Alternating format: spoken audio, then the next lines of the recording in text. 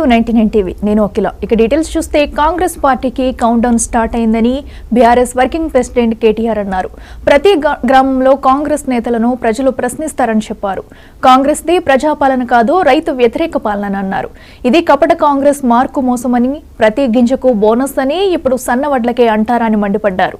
రైతు భరోసా, రుణమాఫీ ఏమయ్యాయని నమ్మి ఓట్లేసిన ప్రజల గొంతు కోస్తున్నారని ఆయన ఫైర్ అయ్యారు. అమెరికాలో ఫేస్బుక్ లాంటి కంపెనీలో, సిటీ బ్యాంక్ లాంటి కంపెనీలో 7 సంవత్సరాలు పనిచేసి అవసరమైతే అక్కడే స్థిరపడే అవకాశం ఉన్నా అది వదులుకొని నా తెలంగాణకి ఏమైనా చేయాలి, నా దేశంలో ఏమైనా చేయాలని చెప్పి ఇక్కడికి వచ్చిండు రాకేష్. ఒక దిక్కున్నాడు, ఇంకో దిక్కు కాంగ్రెస్ అభ్యర్థి నాకంటే బాగా మీకే తెలుసు. తెల్లారి లేస్తే బూతులు మాట్లాడడం, తెల్లారి లేస్తే కేవలం పెద్దవాళ్ళని తిడితే పెద్దవాళ్ళని అయిపోతానని విధంగా ఎవరుంటే వాళ్ళను నోటికొచ్చినట్టు తిట్టడం, బెదిరించడం, బ్లాక్మెయిల్ చేయడం. ఇవాళ ప్రవీణ్ అన్న చెప్పినట్టు 56 కేసులు, 74 రోజులు చెంచల్గూడలో జైలు అనుభవం. ఇది కాంగ్రెస్ పార్టీ యొక్క గొప్ప అభ్యర్థి యొక్క గుణగణాలు. అందుకే దయచేసి ఆలోచించండి, పట్టభద్రులు ఎవరికి పట్టం కట్టాలి? మరి ఒక విద్యావంతుడికి పట్టం కడతారా, ఒక బ్లాక్మెయిలర్కు, చీటర్కు పట్టం కడతారా? దయచేసి మీరు ఆలోచించాలని నా ప్రార్థన. మరి ఈ సందర్భం ఎట్లాంటిది అంటే, ఈ ఎన్నికతో ప్రభుత్వాలేమి మారిపోవు, కింద మీద కావు. కానీ ప్రభుత్వం ఇచ్చిన ప్రతి మాటను అక్కడ తప్పకుండా శాసన మండలిలో, శాసనసభలో అడిగేటోళ్ళు ఉండాలి, ప్రజల తరపున కడిగి పారేసేటోళ్ళు ఉండాలి. ఈ టైంలో ప్రభుత్వం ఇక్కడ స్థిరంగా ఉన్నప్పుడు జరగవలసింది ఒకటే, అక్కడ శాసన మండలిలో ఉండేది బాకా ఊదేటోళ్ళు ఉండొద్దు. ప్రభుత్వం బాజా బజాయించి ప్రజలకు ఇచ్చిన మాట నిలబెట్టుకునే విధంగా గొంతు విప్పే రాకేష్ రెడ్డి గారికి అవకాశం ఇవ్వండి. ప్రభుత్వాన్ని ప్రశ్నించేటోళ్ళు కావాలి, నిలదీసేటోళ్ళు కావాలి. నిన్న కేబినెట్ నిర్ణయం తీసుకున్నది. ఏమంటున్నది కేబినెట్?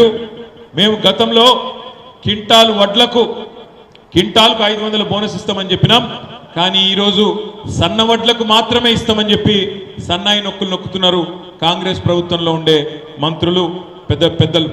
మరి వాళ్ళని నిలదీయాలంటే, రైతుల తరపున కొట్లాడాలంటే, రైతు బిడ్డలైన మీ తరపున మాట్లాడాలంటే అక్కడ ఒక విద్యావంతుడికి అవకాశం ఇస్తే జరుగుతుంది తప్ప మిగతా వాళ్ళతో కాదు. అదేవిధంగా ఈరోజు 1-2 కాదు, 2 లక్షల రుణమాఫీ అన్నారు, రైతు బంధు కాదు రైతు భరోసా అన్నారు.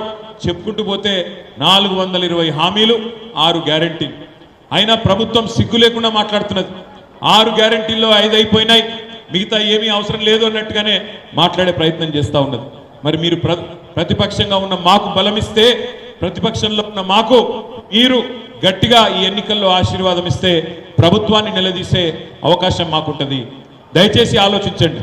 ఈ గ్రాడ్యుయేట్ ఎమ్మెల్సీ ఎన్నికల్లో 4,70,000 మంది గ్రాడ్యుయేట్లు 3 జిల్లాల పరిధిలో, 34 నియోజకవర్గాల పరిధిలో ఓటేయబోతా ఉన్నారు. ఎవరికి ఓటేద్దాం? మొన్ననే అరిచేతిలో వైకుంఠం చూపెట్టి అన్ని వర్గాల ప్రజలను మోసం చేసిన వాళ్ళకు ఓటేద్దామా, లేదా 10 ఏళ్ల పాటు నిజాయితీగా పనిచేసినా మరి కొన్ని కారణాల వల్ల స్వల్ప తేడాతో ఓడిపోయిన కేసీఆర్ గారి అభ్యర్థి ఓటేద్దామా? ఆలోచించండి.